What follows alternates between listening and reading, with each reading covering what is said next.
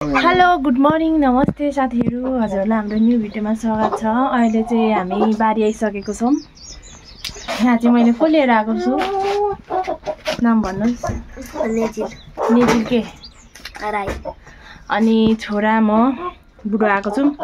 अनि हिजोको भिडियोमा चाहिँ हामीले आलु खनेका थियौँ। तपाईहरुलाई चाहिँ हिजो हामीले आलु खनेको देखाउन सकिनौँ हैन, त्यही भएर आज देखाउँदैछु। यो आलु चाहिँ यति फल्यो साथीहरू, एक टनेलमा यति फल्यो हैन। यति फल्नु पनि ठुलो कुरा हो। हिजो खायौँ एकदम मिठो छ, गाउँको न गाउँको हैन। अब यताको आलुले चाहिँ अलिक कोक्काए जस्तो हुन्छ, तर यसले चाहिँ केही गर्दैन क्या है। सानो कस्तो मिठो छ हैन। उसले बासी आलु खाँदैछ। अनि हाम्रो साइना भेना पनि आउनु भएको छ। म चाहिँ अलिकति यही बारीमै आलु उसिनेर पठाइदिन्छु सानोलाई। अनि आज चाहिँ हाम्रो काम के छ भने अब टमाटरको लागि रेडी गर्दैछौँ। फाँडफुड लसुन पनि खाली सक्यौँ। अब एक टनेलको छ अनि उता बारीको छ। अहिले चाहिँ त्यहाँ मकै छरौँ कि भनेर के छरौँ भनेर चाहिँ अनि हामी चाहिँ त्यहाँ मकै छरिदिनु पर्यो भनेर परतिर चाहिँ अब फार्छौँ। त्यो चाहिँ मैले कस्तो भने हाम्रो त्यति बारी खाली छैन, यो चाहिँ भेनाहरूको, तर अलिकति मकै हामीलाई अति मनपर्छ नि त। अनि त्यति बारी मागेका छौँ। सानो चाहिँ केमा हाल्ने त बुढो, एउटा किरेट दिनु न। अनि तिमी कहाँ बस्छौ? ल पख, म पहिला आलु सिन्छु, दाउरा ल्याउनु न त। पहिला चाहिँ म आगो फुक्छु है त। त्यो चाहिँ यति नै फल्यो, हेर्नु सक्नुहुन्छ। हेर्दा चाहिँ यहाँ धेरै देखिन्छ, तर त्यति छैन है साना। हामी आगो पनि फुक्यौँ हैन। अनि यहाँ अब भेनालाई टक्क, भेनालाई त के उसिनेपछि हामी पनि खाइहाल्छौँ। यति चाहिँ उसिनिदिनु पर्यो। अब जाने अनि हिजो बेलुका हाम्रोतिर पनि पानी पर्यो, त्यही भएर हामीले आलु नलगेको। यहाँ हेर्नुहोस्। अब यसलाई चाहिँ म त्यहाँ मल बनाउने ठाउँमा सार्छु। अनि यहाँ चाहिँ आज मकै छरिदिउँ कि भनेको। पानी पऱ्यो भने अब छिट्टै हुन्छ नि त। अरूको चाहिँ कस्तो ठुल्ठुलो भइसकेछ।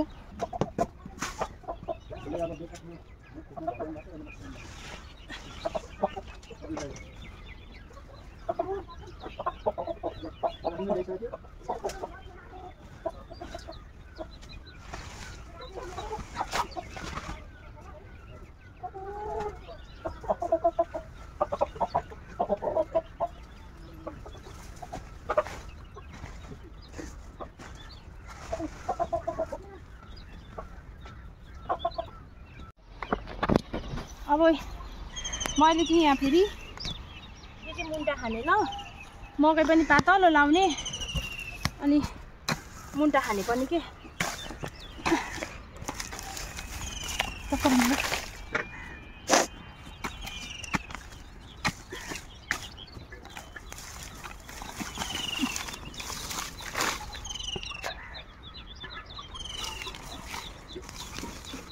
त्यस्तो भिजेकै छैन पानी आएर, तर अब अलिअलि लगाइदिने। अब जति पर्छ पानी उम्रिँदै गर्छ। अब पानीको टुङ्गै हुँदैन, यतिको चिसोमा पनि झरिँदै गर्छ नि त।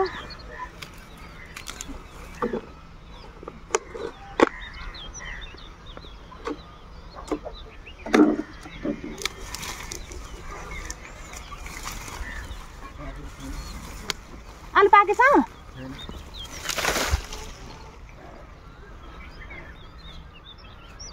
यतिमा कतिवटा कति धेरै आएको है चाहिँ त हो नि।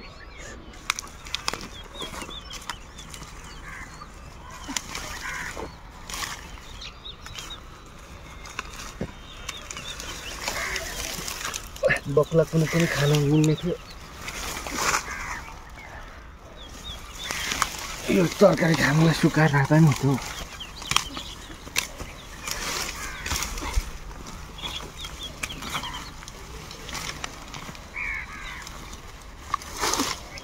यो साइड प्लास्टिक पनि डरेन।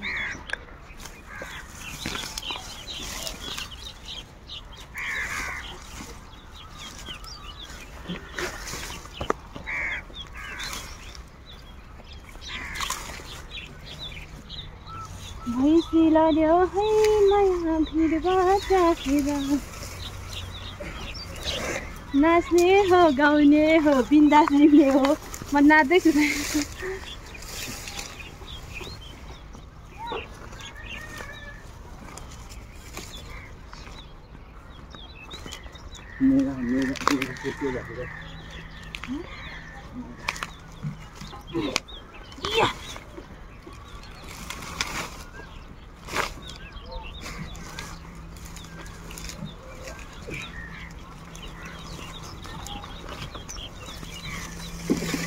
सररा मन खोली नाचिदिने नखले मेरो कान्छोलाई अलि मजाले नाच्नु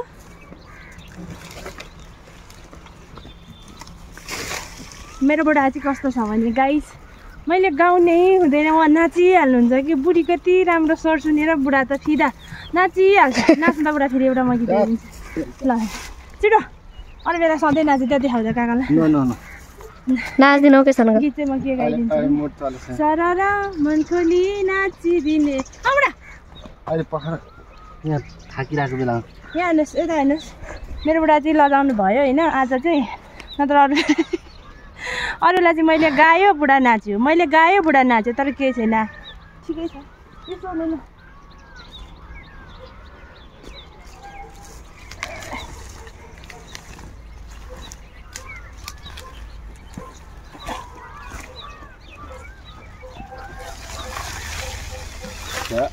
एउटा त्यो फाल्ने पनि छैन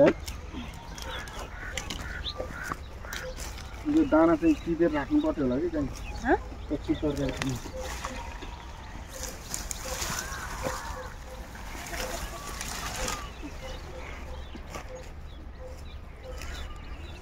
यो कुलो त काट्नुपर्छ है यताको तानो न अलिमा काट्नु यो म झ्याएको तान्छु यो मल तान्नु पर्छ कि अलि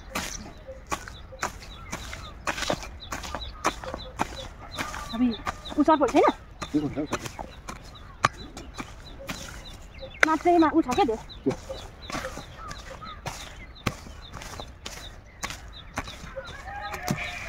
यसमा चाहिँ झन् कम छैन लगाउनु अर्को खन्नु भयो दुईजनाले खनिन्छ नि खन्नुपर्छ र होइन कस्तो त हो पर्दैन हौ यहाँ तत्त रोक्नु के हुन्छ अरे बुढा मैले भनेको मा मन हाल्नु यहाँ अलिअलि खार्खर गरेर म यहाँ पनि हाल्दिन्छु थाहा प पुरै मिलाउनु गाह्रो छ क्या बुढाबुढीको लेभल मिलाउनु कम गाह्रो छ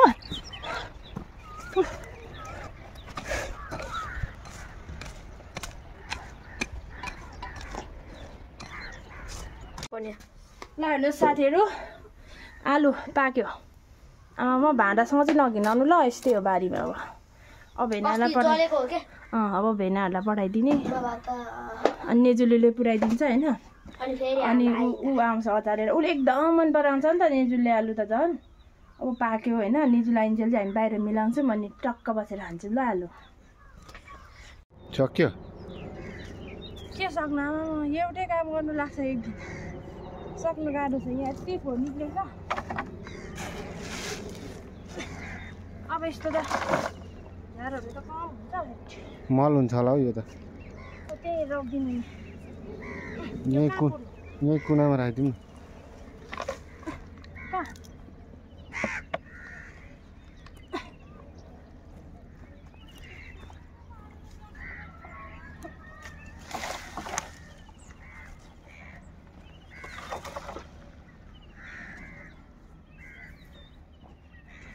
अठाउनु नानी तपाईँ यो कुलो काट्न के अठाउँ अड्याउनेमा पनि न हो त्यही राखेर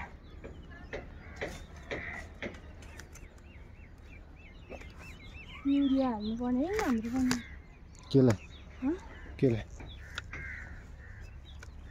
पर्सिलाई भयो देख्यो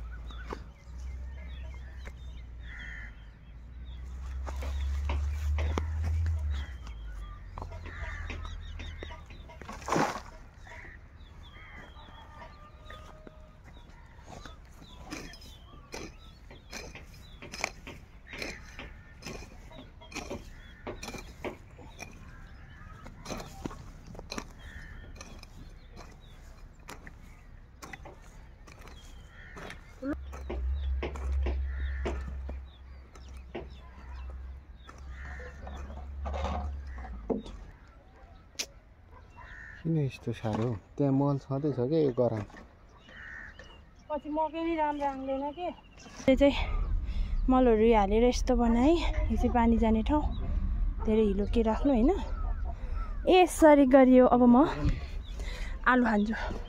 त्यति फाँडफुँड गरेको कस्तो भोक लाग्यो क्या। मकै छरिसकेर खानु पर्यो भनेको थिएँ, त्यही भएर बुढा र बुढी चाहिँ अब थाल्ने हो। आलु खाएको बुढो। अब खाँदै हो। मलाई नबोलाइ। बोलाएर आएको। मलाई नबोलाइ। तपाईँले किन आलु खाएको? बोलाएर आएको होइन नेजी। सेलाइसके मैले चाहिँ आलु नेजीलाई पनि आऊ है भनेको, आएन। उसलाई चाहिँ आलु लिएर पठायौँ। अब यस्तै खाने। छोरो पढ्नु थाल्यो अरे उहाँ, त्यही भएर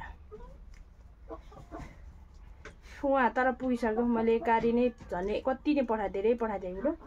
अनि अचार लिएर भनेको, तर अस्तिको अचार पनि यही थियो, बिग्रेको छैन रहेछ चाखेको। त्यही अचारसँग बुढाबुढी चाहिँ खाने। अब नेजी माइललाई फोन गरेको, पढ्नु थाल्यो भने उनीहरूको स्कुल पनि लाग्नु थाल्यो नि त अब। अनि उनीहरूले उता आलु खायो अरे। कस्तो मन पराउँछ नि त हाम्रो बच्चाहरूले त यो, एकदम मन पराउँछ हाम्रो सबले। यस्तो आलु अनि कागती हेर्नुहोस्, डढेको आलु चाहिँ कस्तो मिठो हुन्छ क्या। यस्तो गर्ने।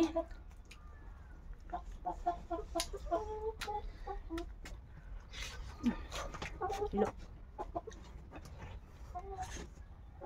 मैले हात पनि धुइनँ त। गुडियाको खाएँ।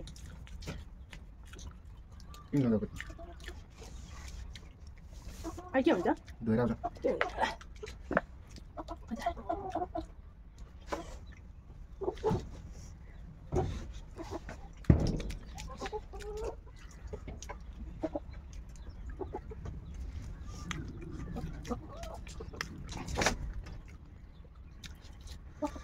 गाइज हामीले चाहिँ बुढा खन्ने, बुढी मकै रोप्ने हुने कार्यक्रम भइरहेछ होइन बुढो? मकै चाहिँ साथीहरू अब मकै रोप्ने। केक सरले अलिअलि मैले आधी खनिदिएको है। फेरि बुढालाई मात्रै खन्ने होइन, आधी बुढी खन्ने रोप्ने। आलु खाइसक्यौँ। यहाँ हेर्नुहोस् मकै। अब अरूको त यहाँ नै म देखाइदिन्छु ल। अरूको त उम्रिसक्यो भने साथीहरू अब कसरी रोप्ने त? यता पहिले हाम्रो गाउँतिर पो गोरुले रोप्थ्यो, यता चाहिँ म खप खन्नु पऱ्यो कि यस्तो कुटेले ओह्रालो बनाउने नि, त्यसरी रोपौँ त। खप हाल्थ्यौ न बिच बिच। त्यसरी नै रोप्छौँ ल। बुढाले भन्नुभयो अब अलिअलि कुटेले खन्दै रोपिदिन्छु ल। मैले भनेको के कुटेले गरौँ भनेर हुँदैन हौ। टाढ रोप न।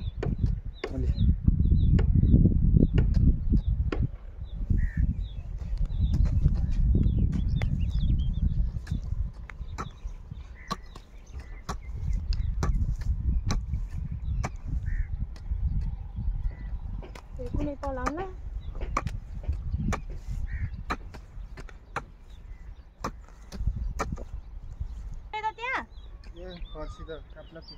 कतिवटा कस्तो छ भने भिडियो गरिदिनु घाम भयो।